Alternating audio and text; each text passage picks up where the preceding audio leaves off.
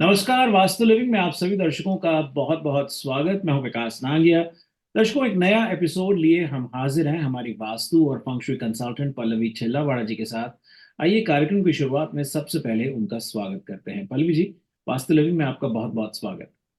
शुक्रिया।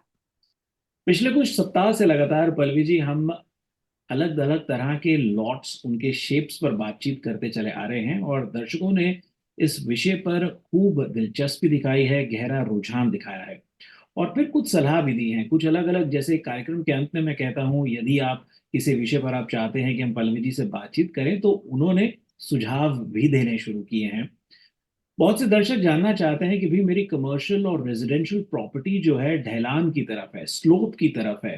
अब वो स्लोप हो सकता है कि अपवर्ड हो या डाउनवर्ड हो, लेकिन सही मायने में लोगों को कंफ्यूजन है वास्तु में स्लोप का किस तरह से दारोमदार बनता है।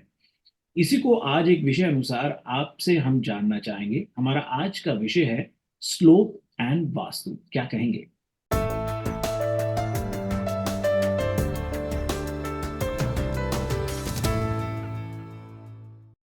बहुत अच्छा विषय है। जब कभी आप किसी लॉट का सिलेक्शन करते हो, चाहे रेसिडेंशियल प्रॉपर्टी हो या कमर्शियल प्रॉपर्टी हो, तो हम सबसे पहले उस लॉट के शेप के ऊपर सबसे ज्यादा तवज्जो देते हैं और उसकी डायरेक्शन के ऊपर सबसे ज्यादा फोकस करते हैं। यहाँ पे समझने लायक बात यह है कि जो उस प्रॉपर्टी के सिलेक्शन के जो सबसे इम्पोर्टेंट और जो प्रिंसिपल वास्तु के कहते हैं, वो जो क्राइटेरिया है, उसमें slope of the building, slope of the lot उतना ही इक्वली इम्पोर्टेंट होता है।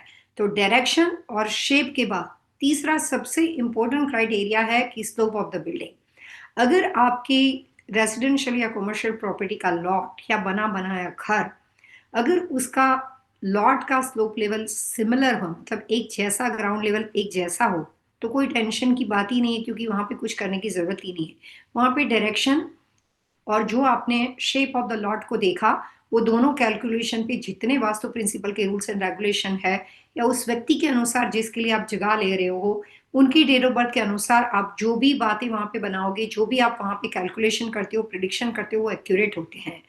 लेकिन जब बात स्लोप की आती है, तो वहां पे थोड़े से चेंजेस आ जाते हैं। स्लोप वाला लॉट, और अगर मान लेते हैं कि गौमुखी हो, शेरमुखी हो, गजप्रस्थ भूमि हो, सर्पाकार का लॉट हो, एल शेप हो, त्रिकोणा लॉट हो, पंचमुखी हो, सात मुख या नौ मुख या 11 मुख वाला लॉट हो, तो स्लोप के होने से उसमें बहुत बड़े चेंजेस आ जाते हैं। काफी तरह के स्लोप ऐसे होते हैं जो वितिशुल और स्लोप वाले लॉट इकट्ठे हो जाते हैं, तो वो आदमी को बहुत नुकसान करते हैं। कई बार वहां पे लाइफ टू डेथ पोजीशन भी दिखाई देती है। इस तरह की विकट परिस्थिति या इस तरह का हादसा, एक्सीडेंट होता है। कुछ स्लोप ऐसे होते हैं जो आदमी को फाइनेंशियली वहां पे बिल्कुल ही, मैं कहूंगी कि बर्बाद कर सकते हैं। थोड़ी सी बात नहीं होती, फाइनेंशियली आदमी वहां पे डिस्ट्रॉय हो सकता है। तो किसी भी लॉर्ड सिलेक्शन से शुरुआत में मौका मिले, आप दुनिया की किसी भी कंट्री में रहते हो, तो डायरेक्शन और शेप ऑफ द लॉर्ड के बाद स्लोप का लेवल और स्लोप का वास्तु क्या कहता है, वो समझना आपके लिए बहुत ही इंपॉर्टेंट है। अगर आप ले चुके हो और लेने के बाद आपको वास्तु के बारे में कुछ जानकारी प्राप्त हुई है, या इस प्रोग्राम से माध्यम से आप इसको सुन रहे हो, तो उस लॉप के लिए आप किस तरह से रेक्टिफाई कर सकते हो, या उस लॉप के क्या क्या नुकसान आपको आपकी फिलहाल अपनी करंट जिंदगी में दिखाई देंगे, और उसको कैसे रेक्टिफाई करना चाहिए, वो तमाम चीजें हम अलग अलग इस प्रोग्राम में डिस्कस करेंगे। जी, पल्लवी जी, देखिए एक समय से वास्तु लिविंग चलता आया है और नए दर्शक, पुराने दर्शक एक समांतर स्तर पर अब जानकारी प्राप्त कर रहे हैं। जो पुराने दर्शक हैं वो तो हमसे काफी चीजों का ज्ञान प्राप्त कर चुके हैं। जो नए हैं वो समय समय पर कुछ ऐसे सवाल लेकर के आते हैं कि व्यक्ति असमंजस में भी पड़ जाता है कि अब वापस रिविजिट करना पड़ेगा जो पहले बताया था, या फिर इनको भी अपनी बातचीत का हिस्सा बनाते चलें। अब उनमें से एक दर्शक का सवाल मुझे ध्यान आता है कि वो ये कहते हैं कि भाई, जैसे एक प्रसिद्ध कहावत है कि भाई काम से घर बन सकता है, घर से शायद काम नहीं बनेगा। तो उसी तरह से लोगों का ऐसा जानने का प्रयास है कि भाई अगर मेरे कमर्शियल प्रॉपर्टी में कोई लॉट को लेकर के या शेप को लेकर के कोई, या स्लोप को ही लेकर के अगर कोई नुकसान है, कोई विजिबल प्रॉपर्टी है, तो कमर्शियल प्रॉपर्टी से घर में अशांति रह सकती है, या घर में अगर इस तरह की परिस्थिति है तो उसका खामियाजा काम पर हो सकता है। इसको थोड़ा सा समझाइए आप क्लैरिटी से हमें। बहुत अच्छा सवाल पूछा आपने। वास्तु ये कहता है कि आपके जीवन में जब कभी आप जहाँ कहीं रहते हो, जो इंसान के जीवन में जो उसका कार्मिक लक है, जो आपके पूर्व जन्म के कर्म या आज के ज़माने में जो भी आप काम करते हो, जिस तरह की आपकी एक्टिविटी हो, जो भी आपकी आमदनी का ज़रिया हो, वो तमाम चीज़ आपके जीवन पे 2 जगह से इफ़ेक्ट करती है। 70% आपके घर का वास्तु आपके ऊपर इफ़ेक्ट करता है, 30% उस कमर्शियल प्रीमाइसेस का इफ़ेक्ट होता है, जहाँ पे आप चाहे जॉब करते हो और वो ऑन पेपर आपके नाम पे ना हो, सिर्फ़ आपकी जॉब हो, फिर भी वो इफ़ेक्ट करती है। और 30% वो प्रीमाइसेस भी इफ़ेक्ट करता है, जहाँ पे आपका अपना खुद का बिज़नेस वहाँ पे बना हुआ हो, वो जगह आपकी खुद की खरीदी हुई हो या आपकी रेंटल हो। और कुछ जगह पे जब किसी के पास एक से ज़्यादा प्रॉपर्टी होती है, तो इन्वेस्टमेंट प्रॉपर्टी का वास्तु भी आपके ऊपर इफ़ेक्ट करता है। तो आपके घर में कोई भी तरह के होने वाले सुख या दुख के जो भी तरह की अलग-अलग तरह की आपकी फीलिंग है, वो चाहे कमर्शियल का वास्तु दोष हो, फिर भी उसके प्रभाव, दुष्प्रभाव घर के ऊपर पड़ेंगे। और घर का वास्तु दोष हो, तो वो इतना ज़्यादा नुकसान करता है कि उसके बाद वहाँ से निकलना थोड़ा मुश्किल हो जाता है। यानी कि टू द स्केल अगर हम मेजर करते हैं, तो घर का वास्तु दोष जो होता है, वो 70% नेगेटिव या पॉजिटिव इफ़ेक्ट देता है। कमर्शियल का वास्तु दोष होता है, वो 30% पॉजिटिव और नेगेटिव इफ़ेक्ट देता है। लेकिन सवाल का जवाब इतना है कि दोनों में से कहीं पे भी दोष हो, दोष आखिर दोष होता है, उसका नुकसान ज़रूर होता है। जी। अब इसी से जो महत्वपूर्ण बात जो जुड़ी है वो स्लोप पर वापस आते हुए आपसे समझना चाहेंगे कि स्लोप यदि डाउनवर्ड आता हो कमर्शियल प्रॉपर्टी की तरफ, पहले कमर्शियल को समझ लेते हैं और फिर ब्रेक के उस पर हम रेजिडेंशियल की ओर बढ़ेंगे। यदि कोई स्लोप ऐसा हो जिसमें एक तो होता है कि सीधा सीधा स्लोप है और कई बार ऐसा होता है कि स्लोप भी अनइवन होता है, उसमें भी कुछ स्टेप्स आ जाते हैं। तो एक तो इसको समझ लिया जाए कि यदि वो स्लोप इनवर्ड है तो उसका क्या फायदा नुकसान है। जो आपने सवाल पूछा है वो बहुत ही इम्पोर्टेंट है और वो आम आदमी को समझने के लिए मैं यहाँ पे बताऊंगी कि कई बार जब आप वास्तु प्रिंसिपल के हिसाब से रूल्स को समझते हो और प्रैक्टिकल साइड पे जाते हो, तो उसके अंदर बीच के जो माइनर डिफरेंसेस है उसको समझना मुश्किल हो जाता है अगर आप एक्सपीरियंस कंसल्टेंट नहीं हो तो। अभी आपने सवाल पूछा कि जो लॉट का फ्रंट होता है, फ्रंट से अगर वो डाउन जाता हो तो उसका इफेक्ट क्या हो सकता है, लॉट का जो बैक होता है वहां से अगर वो अप जाता है तो उसका इफेक्ट क्या हो सकता है। तो तमाम जो स्लोप होते हैं उसको वास्तु में 2 तरह से देखे जाते हैं, उसको मैं सिंपल ब्रेकडाउन करूंगी। पहली बात यह है कि जो भी लॉट जो होते हैं, उसमें जो भी कार्डिनल दिशा के स्लोप होते हैं, उसको अगर आप रेक्टिफाई करते हो, तो उसका नुकसान या फ़ायदा तुरंत होना शुरू हो जाता है, टाइम नहीं लगता है। कंसल्टेंट ने वहाँ पे चेंजेस किए और आपको इफ़ेक्ट होना शुरू हो गया। लेकिन ये तमाम स्लोप अगर सब कार्डिनल दिशा में होता है, यानी कि north east, south west, north west सब कार्डिनल दिशा में होता है, तो उसको रेक्टिफाई करने के बाद करीबन 4 से 6 साल के बाद धीरे-धीरे नुकसान को कवर करता है। तो पहले तो सबसे बड़ी बात वहाँ पे ये आ जाती है। अब रही बात लॉट के फ्रंट और बैक की, यानी कि लॉट का फ्रंट कैसा, लॉट का बैक कैसा है। यहाँ पे बात दिशाओं की आती है। वास्तु ये कहता है कि अगर आपका लॉट एक ही लेवल पे, ग्राउंड लेवल 0 0 हो, एक ही लेवल का हो, तो कोई नुकसान वाली बात नहीं हो। लेकिन जहां पे अनइवन होता है, यहाँ पे दिशाएं आ जाती है। दिशाएं ये कहती है वास्तु प्रिंसिपल के हिसाब से कि ईस्ट जो है वो हमेशा झुका हुआ होना चाहिए और वेस्ट जो है वो हमेशा एलिवेटेड या उठा हुआ होना चाहिए। सो कंपैरेटिव टू वेस्ट जो है, उसकी कंपैरिजन में ईस्ट झुका हुआ होना चाहिए अगर स्लोप लेवल की बात है तो। नॉर्थ अगर साउथ के बारे में बात करते हैं, पहले कार्डिनल दिशा के बारे में बात करें, तो नॉर्थ जो होता है वो कंपैरेटिव टू साउथ की पोजीशन में झुका होना चाहिए। यानी कि साउथ का लॉट अगर एलिवेटेड है और नॉर्थ आपका झुका हुआ है, तो फायदा करता है। अब यहाँ पे कुछ ऐसी बात समझते हैं जिसमें कई बार नए नए वास्तु कंसल्टेंट जो होते हैं वो मिसगाइड हो जाते हैं और लोगों को वास्तु के बारे में, कई बार उनके आधे एक्सपीरियंस से, जो आधी प्रैक्टिस से काम होता है, उसका रिजल्ट नहीं मिलने की वजह से कई बार लोगों को वास्तु के बारे में मिसअंडरस्टैंडिंग होती है। जी। वास्तु ये कहता है कि नॉर्थ झुका होना चाहिए, ईस्ट झुका हुआ होना चाहिए। लेकिन वास्तु साथ में ये भी कहता है कि कोई भी प्रॉपर्टी जब आप सिलेक्ट करते हो और प्रॉपर्टी का जो फेसिंग फ्रंट है, वो सामने जो मेन रोड पड़ता है, उससे अगर झुका हुआ हो तो वो नुकसान करता है। अब मान लेते हैं कि कोई ऐसे आदमी का रेसिडेंशियल या कमर्शियल प्रॉपर्टी है जो नॉर्थ फेसिंग है या ईस्ट फेसिंग है, तो यहाँ पे सही हो गया कि नॉर्थ उसका झुका हुआ है और साउथ उसका एलिवेटेड है, क्योंकि स्लोप वाला लॉट है, स्ट्रेट नहीं है।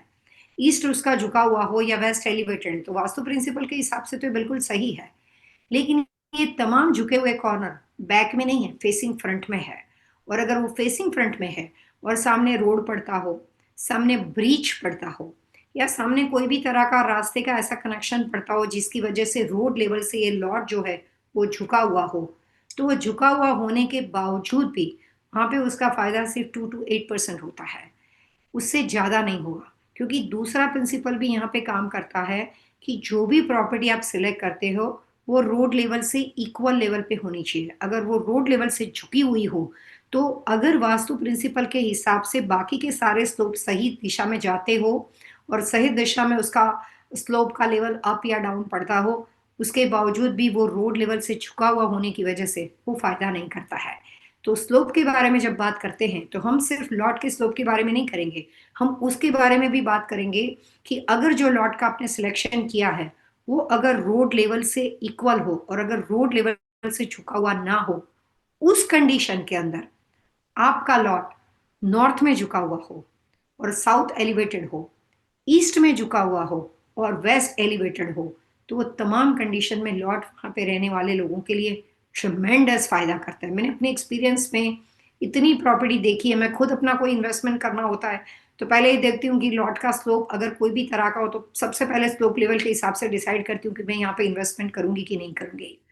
तो ये बात ध्यान में रखना बहुत जरूरी है कि तमाम स्लोप लेवल की बात हो रही है, वो लॉट के बैक में अगर पड़ता हो तो ये पॉसिबल है। अगर रोड लेवल से आपका लॉट इस तरह से बना हुआ हो कि रोड लेवल से ये तमाम स्लोप झुकते हो तो नुकसानदेह है। और कई बार ऐसा होता है कि आपने कोई प्रॉपर्टी के अंदर ऐसी कॉमन ईसमेंट है, यानी कि दो प्रॉपर्टी है, आप कॉमन ईसमेंट है, ईसमेंट से जाके आपकी प्रॉपर्टी थोड़ी पीछे आती है, आपके आगे किसी और की जगह है और वो रोड लेवल पे पड़ती हो, तो उस कंडीशन में अगर आपकी प्रॉपर्टी बैक में हो तो भी वो फायदा करती है। मैं आपको दो पार्ट में ब्रेक डाउन करके बता दूंगी कि कार्डिनल दिशाओं के झुके हुए लॉट के इफेक्ट क्या होते हैं और सब कार्डिनल दिशाओं के एलिवेटेड लॉट के इफेक्ट क्या होते हैं। आपके लिए ये पूरा जो स्लोप और शेप का जो लॉट का जो वास्तु है उस इस छोटे से एपिसोड में समझना आपके लिए बहुत आसान हो जाएगा। एक छोटा सा ब्रेक लेते हैं और झटपट फिर आज के विषय पर बातचीत को जारी रखेंगे।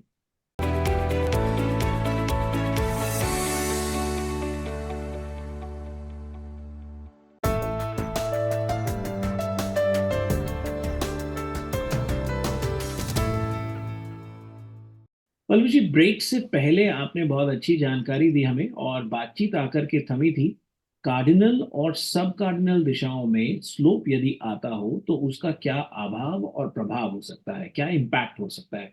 थोड़ा विस्तार पूर्वक हमें समझाइए। सबसे पहले अगर हम सब कार्डिनल दिशा में बात करें तो स्लोप एंड वास्तु प्रिंसिपल के हिसाब से जो महत्वपूर्ण बातें समझने लायक है उसमें सबसे इंपॉर्टेंट बात है कि अगर कोई भी रेसिडेंशियल या कॉमर्शियल प्रॉपर्टी को आप ले रहे हो और वहां पे स्लोप लेवल मतलब ग्राउंड लेवल एक जैसा इक्वल नहीं है, तो स्लोप लेवल अगर एलिवेटेड हो और वो कॉर्नर जो बड़ा हुआ है, जो एलिवेटेड है, जो उठा हुआ कॉर्नर है, वो नॉर्थ ईस्ट पड़ता हो तो उस प्रॉपर्टी को नहीं लेना चाहिए। नॉर्थ ईस्ट कॉर्नर का जो एलिवेटेड यानी कि वहां पे स्लोप अगर आपका ज्यादा हाई पड़ता हो, जितने टाइम तक आप वहां पे रहोगे आपका घर होगा, आपका बिजनेस होगा, वहां पे रहने वाले लोगों को, काम करने वाले लोगों को वो मेंटली इतना ज्यादा स्ट्रेस में रखता है कि हमेशा वहां पे तनावपूर्ण व्यवस्था रहती है। और साउथ वेस्ट यानी कि जो नैऋत्य दिशा है उसका जो स्लोप होता है वो अगर किसी वजह से डाउन जाता हो तो उसको सबसे बड़ा वास्तु दोष मानते हैं। जब हम वास्तु पुरुष के बारे में समझते हैं तो नॉर्थ ईस्ट में वास्तु पुरुष का सर होता है और अगर आपके सर के ऊपर कोई ज्यादा भारी सामान रख दे तो आप हमेशा टेंशन में रहते हो, आप स्ट्रेसफुल सिचुएशन में रहते हो। ठीक उसी तरीके से लॉर्ड का वास्तु जो होता है वो नॉर्थ ईस्ट एलिवेटेड होता है तो ग्रेविटेशन फोर्स आपका कंप्लीटली अपोजिट दिशा में चला जाता है। तो नॉर्थ ईस्ट का एलिवेटेड लॉर्ड जो है उसको अवॉइड करना चाहिए। ऐसा वास्तु दोष हो आपकी जानकारी में तो उसको डेफिनेटली इमीडिएटली रेक्टिफाई करना चाहिए। और साउथ वेस्ट किसी वजह से झुका हुआ हो यानी कि साउथ वेस्ट का स्लोप डाउन हो, तो उस कंडीशन में वहां पे रहने वाले लोगों का चाहे घर हो या बिजनेस हो, वहां पे उनकी स्टेबिलिटी खत्म हो जाती है। घूम फिर के कितना भी पैसा बना के आप उस प्रॉपर्टी में जाओगे, वहां से आपका काउंट डाउन शुरू हो जाएगा, वहां से आपका डाउनफॉल शुरू हो जाएगा। तो साउथ वेस्ट झुका हुआ लॉर्ड जो होता है वो आपकी स्टेबिलिटी को खत्म कर देता है। बहुत खुश होके जाते हो कि नहीं मेरा ये स्टेटस है, मेरी ये सिचुएशन है, वो आपके सारे जो भी आपकी स्टेबिलिटी है उसको खत्म कर देता है, आपके पैरों के नीचे की जमीन को हिला देता है। तो साउथ वेस्ट झुका हुआ लॉर्ड जो है नहीं लेना चाहिए। उसके अलावा दोनों सब कार्डिनल दिशा हैं साउथ ईस्ट नॉर्थ वेस्ट, उसके तमाम झुके हुए लॉट जो हैं वो सिर्फ आपके फाइनेंस के ऊपर या घर में रहने वाली फीमेल के ऊपर अलग अलग तरह के नुकसान करता है। नॉर्थ वेस्ट का स्लोप जो होता है वहां पे प्रॉपर्टी में रहने वाली जो भी फीमेल है, घर हो तो आपके मदर हो, आपकी वाइफ हो, आपकी बेटी हो, आपकी बहन हो, अगर वहां पे साउथ ईस्ट में कोई भी तरह का स्लोप झुका हुआ हो तो वहां पे आपके फाइनेंस और आपके एक्सपेंस होते हैं वो निरंतर बढ़ते जाते रहते हैं। तो सबकर्णल दिशा में इस तरह के इफेक्ट दिखाई देते हैं। North east and south west के बहुत ही खराब वास्तु दोष के अंदर स्लोप की वजह से जो सबसे बड़े वास्तु दोष है वो स्लोप की वजह से दिखाई देते हैं, जिससे लॉट के सिलेक्शन में ऐसे लॉट को अवॉइड किया जाता है। बात अगर हम कार्डिनल दिशा के बारे में कहते हैं तो वास्तु ये कहता है कि नॉर्थ का एलिवेटेड लॉट और ईस्ट यानी पूर्व दिशा का एलिवेटेड लॉट वास्तु में बहुत नुकसान करता है। जो नॉर्थ का एलिवेटेड लॉट है वो उस घर में रहने वाले जो बच्चे हैं या उस घर में रहने वाले फैमिली की जो न्यू जनरेशन है, या आप जिस किसी को भी अपना बिजनेस सौंप के जाने वाले हो, या जो आपके राइट हैंड है, अगर आपके खुद के कोई बच्चे ही नहीं हो और आप वहाँ पे बहुत बड़ा बिजनेस कर रहे हो तो आपका जो सबसे विश्वासु व्यक्ति है, जो आपका जनरल मैनेजर है या जो भी आपका राइट हैंड पर्सन है, वहां पे रहने वाले बहुत ही खास व्यक्ति आपके साथ धोखाधड़ी करते हैं, नुकसान करते हैं, और आपकी जो भी सोच 3 4 7 साल तक वहां पे बहुत अच्छा चलता है, और उसके बाद जो भी वहां का ऑनर होता है उसके साथ विश्वासघात और धोखाधड़ी होती है अगर नॉर्थ का एलिवेटेड स्लोप होता है तो। ईस्ट यानी पूर्व दिशा का जो एलिवेटेड स्लोप होता है वहां पे रहने वाले जो मुखिया होते हैं, जो काम करने वाले ऑनर होते हैं, उसको 5 साल में, 7 साल में और 9 इयर्स में, ये 3 पीरियड के अंदर इतनी गंभीर हेल्थ से रिलेटेड बीमारी हो जाती है, और ड्यू टू उस बीमारी की वजह से अपना बिजनेस उनको बेचने की बारी आ जाती है ना चाहते हुए। अपना बिजनेस किसी के नाम पे बदलने की जरूरत पड़ जाती है, या कोई भी तरह के ऐसी लीगल चीजें हो जाती है जिसकी वजह से प्रेशराइज होकर उनको अपना बिजनेस किसी और को देना पड़ता है। उसको अगर सिंपल अल्फाज में कहे तो आपके अपने हाथ से आपको बिजनेस कंप्लीटली छूट जाता है, आपको उसको छोड़ना ही पड़ता है, उस तरह की सिचुएशन आ जाती है। तो नॉर्थ और ईस्ट के कार्डिनल दिशा के लॉट और नॉर्थ ईस्ट और साउथ वेस्ट के सब कार्डिनल दिशा के स्लोप में जो बहुत छोटे छोटे अलग अलग इफेक्ट है, लेकिन हम इस प्रोग्राम में अगर आपको जो मेजर सबसे इंपॉर्टेंट बात स्लोप की जो समझने लायक है, ये चारों दिशाओं के स्लोप में अगर कोई भी वास्तु दोष होता है, 2 कार्डिनल दिशा 2 सब कार्डिनल दिशा, तो उसका एक या दूसरा तरीके से जो उसका नुकसान है, जो उसका खामियाजा है, वो बहुत बुरी तरीके से आदमी को वहां पे भरना पड़ता है और वहां पे नुकसान बहुत गहरा हो जाता है। ये बात रेसिडेंशियल कॉमर्शियल प्रॉपर्टी में इक्वल होती है। मैं यहाँ पे आपको एक बात कहना चाहूंगी। मेरे एक टेक्सास में पंजाबी क्लाइंट है, उनके काफ़ी सारे होटल्स है, वो हमारा वास्तु लिविंग का प्रोग्राम बहुत अच्छे से देखते हैं, लेकिन खुद के वास्तु कंसल्टेंट खुद थे, तो कंपास लेके चीज़ों को देखते थे। एक घर पसंद आ गया, ले लिया, और बहुत सुंदर घर था, तो सब चीज़ का ध्यान में रखा, और सारी चीज़ ध्यान में रखने के बाद उसके लिए वास्तु कंसल्टेंट को बुलाया गया कि देखो हमने आपके प्रोग्राम को सुन सुन के किस तरह से हमने वास्तु के हिसाब से घर लिया है। तो मैंने सारा देखा और उसके बाद कहा कि बाकी सब कुछ सही है, ये साउथ ईस्ट का स्लोप आपका झुका हुआ है। तो उन्होंने कहा नहीं, स्लोप झुका हुआ नहीं है, मेरा तो इक्वल है।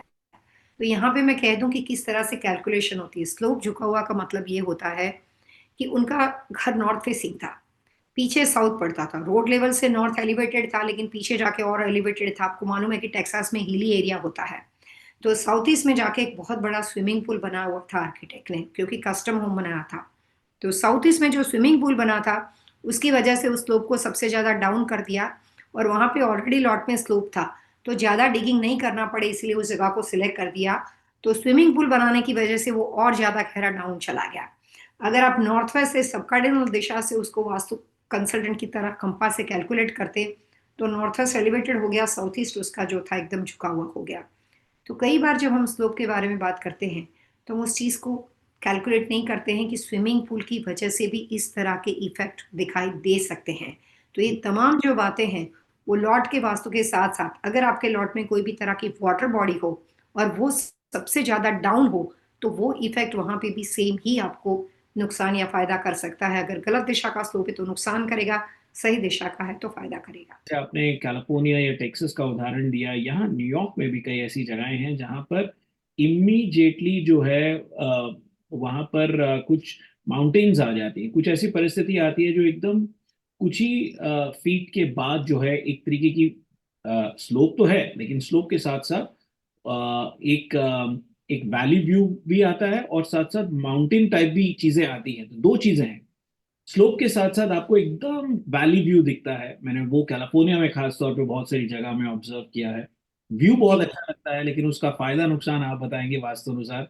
और यदि कोई एकदम से माउंटेन जैसी चीज आ जाती है, तो उसका फायदा नुकसान क्या है? आज हम इस प्रोग्राम में जो बात कर रहे हैं वो तमाम तरह के स्लोप उस तरह का डिस्कस किया जा रहा है जो आपके लॉट के अंदर हो। अगर माउंटेन व्यू है, आपने गेटेड कम्युनिटी में घर लिया और आपके पीछे पानी का बहुत बड़ा मैन मेड पोन्ड हो या कोई भी तरह का वाटर बॉडी हो और वो लॉट के बाहर हो, तो वो स्लोप जो होते हैं वो एक्सटर्नल लैंड के स्लोप माने जाते हैं। और उसका इफेक्ट, अगर आपके एक्सटर्नल लैंड में माउंटेन है, आपके एक्सटर्नल लैंड में वाटर बॉडी है, तो उसका वास्तु इफेक्ट डिफरेंट होता है।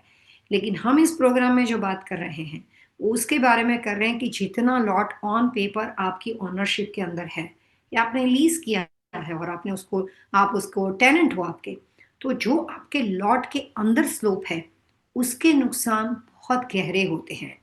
एक्सटर्नल लैंड के जो लॉट होते हैं, वर्जीनिया, राले, अटलांटा जॉर्जिया, मेरे काफ़ी ऐसे क्लाइंट हैं कि उनके लॉट के अंदर कोई स्लोप नहीं है, लेकिन लॉट के पीछे जाने के बाद वहाँ पे क्रीक निकलती है, पीछे वाटर बॉडी है। जैसे आपने क्वेश्चन पूछा कि लॉट के अंदर पीछे वुडेड एरिया हो या माउंटेन व्यू हो, तो अगर वो माउंटेन व्यू एक्सटर्नल लैंड में हो और अगर उस प्रॉपर्टी के ईस्ट में या नॉर्थ में पड़ता तो वो नुकसानदेह है।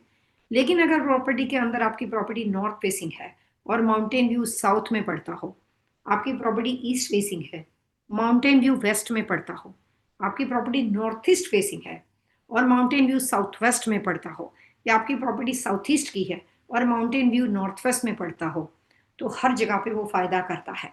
ये चारों डायरेक्शन के अलावा अगर उससे रिवर्स बात हो या उल्टा हिसाब किताब हो तो वो नुकसान करता है। लेकिन एक्सटर्नल लैंड का वास्तु दोष कम इफेक्ट करता है। आपके खुद के लॉट के अंदर का वास्तु दोष बहुत बड़ा नुकसान करता है। तो आज के प्रोग्राम में हम उस तरह के स्लोप के बारे में बात कर रहे हैं जो इंडिया के अंदर, गुड़गांव में मैंने काफी मैन्युफैक्चरिंग प्लांट का काम किया है, अहमदाबाद गुजरात में सरखेज हाईवे के ऊपर बहुत तरह के जो जीआईडीसी या जो कमर्शियल है जिसके अंदर सारा इंडस्ट्रियल एरिया होता है जिसमें लोग अपना मैन्युफैक्चरिंग प्लांट बनाते हैं। एक अमेरिका की बहुत ही वेल नोन कंपनी है जिसकी प्रोडक्ट्स, जो फूड प्रोडक्ट्स में किंग है, जिसकी प्रोडक्ट्स हम खरीद के अपने घर में लाते हैं, उनका सबका मैन्युफैक्चरिंग प्लांट अहमदाबाद के अंदर है। तो वहां पे भी हम लोगों ने काम किया हुआ है।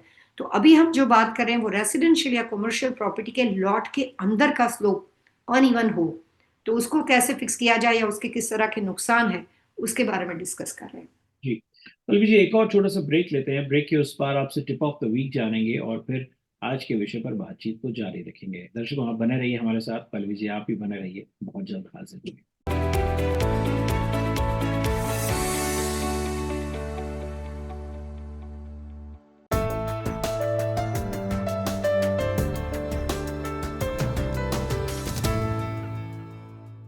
पल्लवी जी, वास्तु लिविंग में आपका स्वागत है। टिप ऑफ द वीक क्या है?